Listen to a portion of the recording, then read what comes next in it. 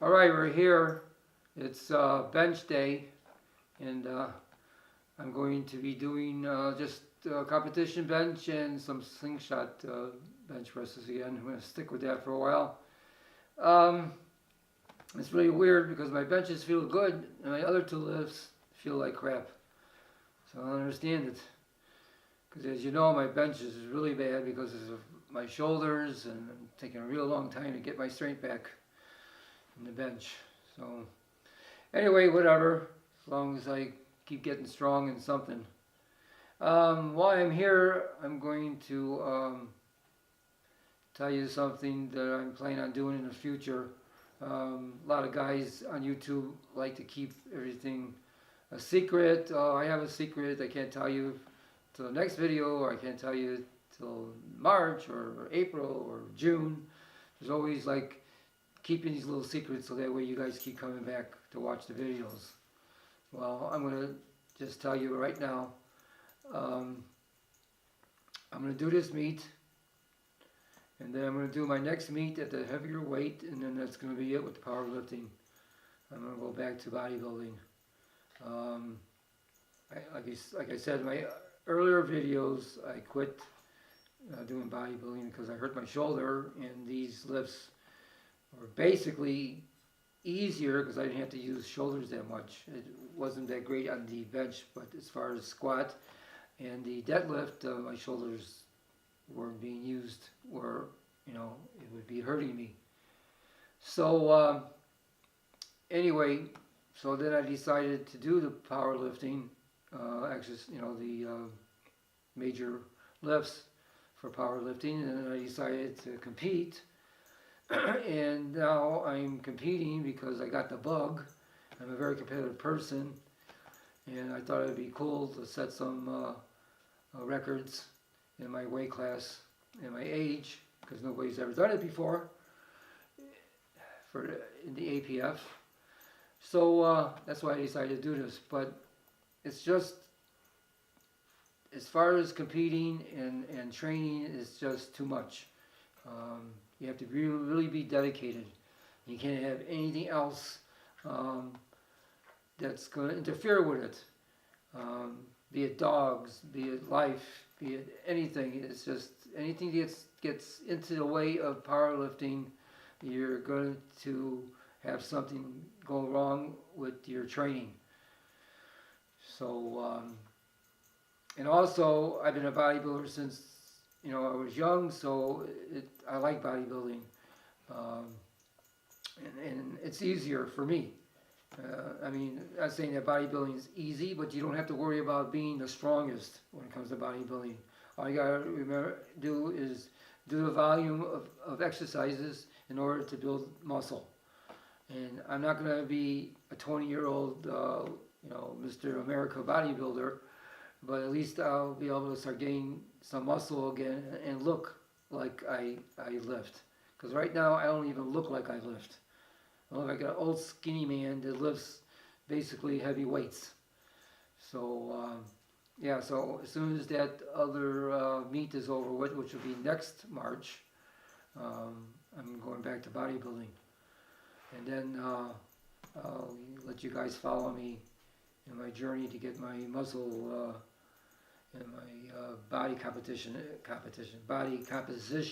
back.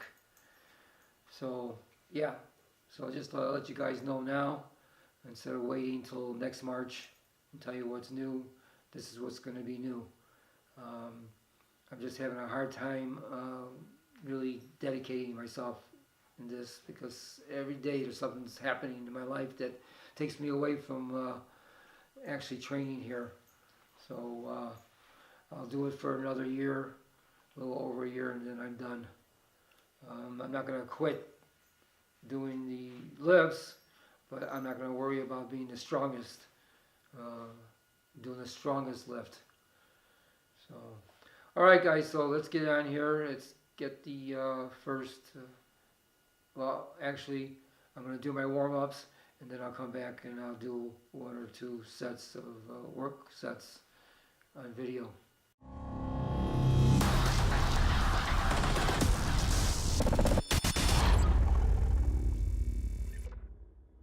Yeah, another thing, as far as being, in shape, my cardio-wise, I'm really out of shape. Um, Even though I take the dogs out 4 times a day, and it's like I take them one at a time. So that's a half hour walking. That's 2 hours a day. But I'm not actually doing cardio because I have male dogs, so they stop at every tree. I got 54 trees. I counted them on my walk. So I stopped 54 times in within a half an hour. Well, actually, I stopped 54. That's 108 times that I stop in the course of a half an hour.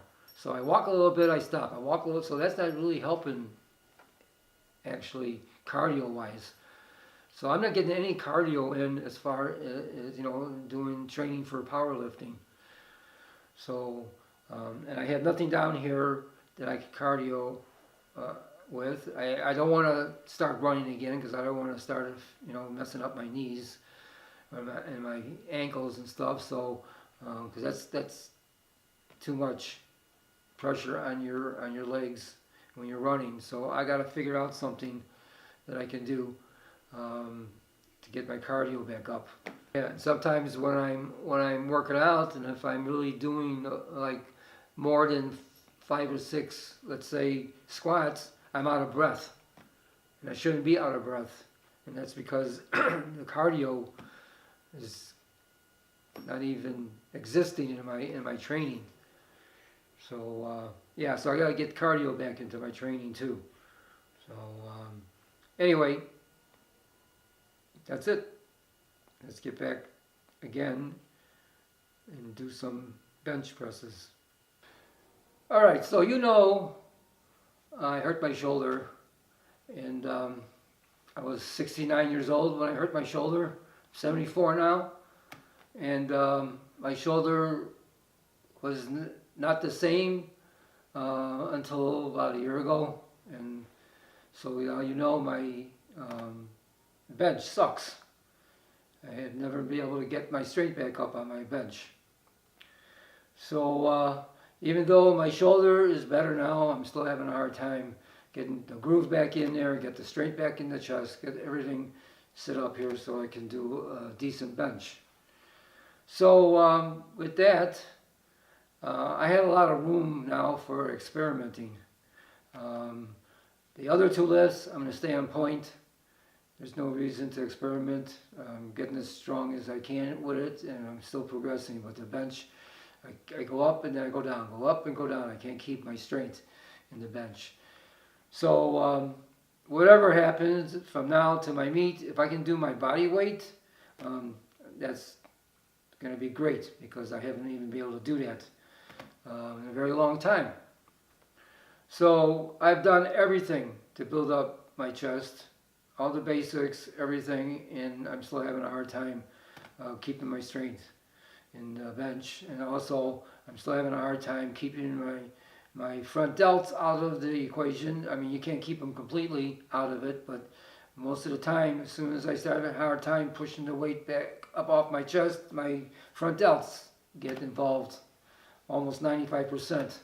And that's not really good for not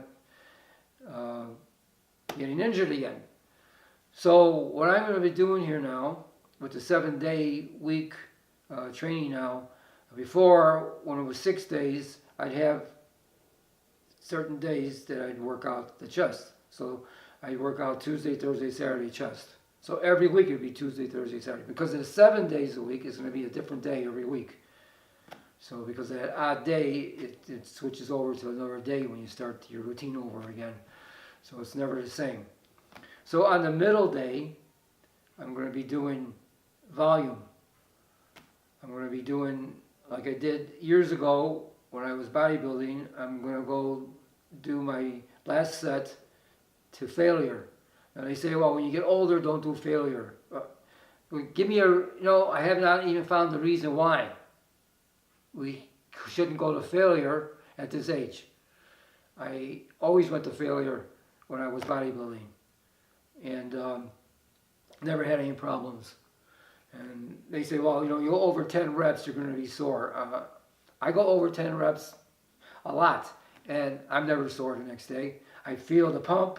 I feel like I worked out the next day. I might feel a little sore, but that's because of the exercise. But I don't feel like, or I can't get out of bed. My muscles hurts for 5-6 days afterwards. It's only sore for a few days until my next workout. So that's what I'm going to be doing now. So this is the middle day of my bench. And I got 85 pounds on here. And I'm going to do it to max. Now if I put anything heavier, going to failure would be like 3 or 4 reps. That's not volume. I want to get as much as I can, anything over 8. So anything over 8 is going to be great, you know, for me to go to failure, and I can't do another rep. And if I can do 8, I'm just keep going until I can't lift that bar off my chest again. And that's what I'm going to be doing now, at least once a week, and see how that's going to help build the strength and get me my groove back into the bench, and see if I can hold the strength in the bench. So I noticed this was a little long, but I just wanted to explain what I want to do to improve my bench. Because like I said, I've done everything. Everything I did since I was a kid as far as bench pressing, everything that I've learned on the interweb, on the powerlifting end of bench pressing, and nothing has really helped. And so what I'm going to do now is just go back to what I used to do, and I'm just going to go to failure on some of these exercises to build up the volume and build up the muscle fibers. All right, so let's see what happens here. This is 85 pounds, this is my last set. And let's see.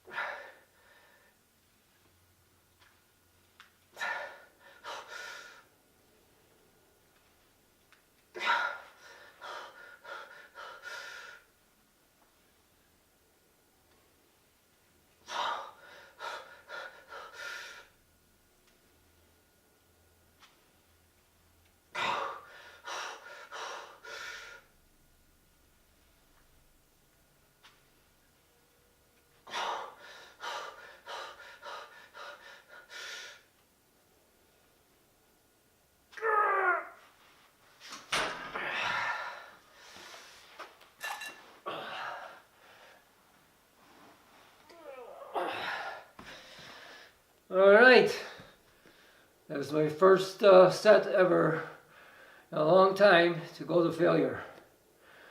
So when I come back tomorrow or the next day, I'll tell you how I feel and if it's really affected me or crippled me or whatever. So all right, so that's it with the flat bench. Now I'm going to do the same thing. I'm going to do with the slingshot. Alright, so I'm going to be doing the slingshot bench now, and I'm going to do this last set to failure. If you've been watching my videos, you know I've been working in the slingshot and I've been doing 4 sets. But because I'm going to failure with both my exercises, the regular bench and then the slingshot bench, I'm only going to do 3 sets. You can't work out stupid, you gotta work out smart. So because I'm doing more volume now, that extra set might not be the greatest thing to do. Especially this is my first day doing to failure. So alright, so I got 95 pounds on here. So I upped it, because with the slingshot it's easier coming off the chest. But the reason for using a slingshot for me is to get the groove and to keep my elbows tucked in so I don't flare them out. And hopefully by doing this new add in here to my routine, it might help. So alright, so my warm-ups I've been doing 10 reps on every weight till now. So I'm pretty well high up there in reps to begin with for my warm-up sets. So we'll see what happens here. Also, in the other one, I don't know how many reps I did, so when I go to editing, I'll put down in the bottom exactly what the reps were for that last set I did. And it'll be the same thing here. I'll try to keep count, but I'm going to concentrate on just doing the exercise. Another thing, when I used to bodybuild, I had a minimum amount of reps I did per exercise. So I like say, okay, I had 8. So even on a bad day, I would do 8 reps, no matter what, on any exercise. And then I just keep going until I couldn't do any more reps. But I always had a minimum. So that way I would, on a bad day I didn't feel right or whatever, I still get the workout in, and I still get the exercise in, and I still get, you know, a good amount of reps in the sets. So so I never counted. When I went to failure and I couldn't lift anymore, I couldn't move the bar anymore, then I was done. How many reps I did, I don't know. It doesn't really matter, because your muscles doesn't care about reps. All it cares is about, you know, how much it's moving. And if you can't move anymore, it's the failure.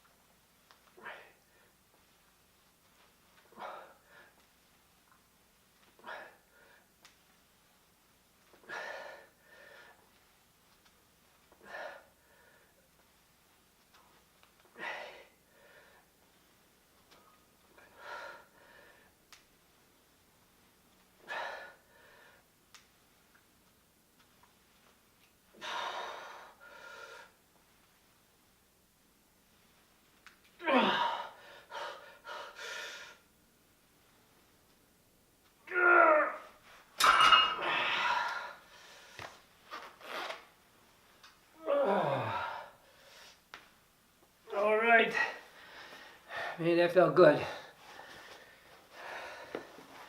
Like they said in the old days, no pain, no gain. So this will be it for today in bench. There will be no accessory videos because I talked a lot in this video, so I don't want to make this extra long.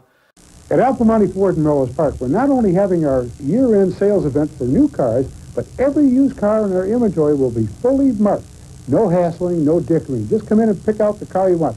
So, you know, I do shoulders and arms for my accessories on bench day. So, have yourself a good day, and I'll see you next time.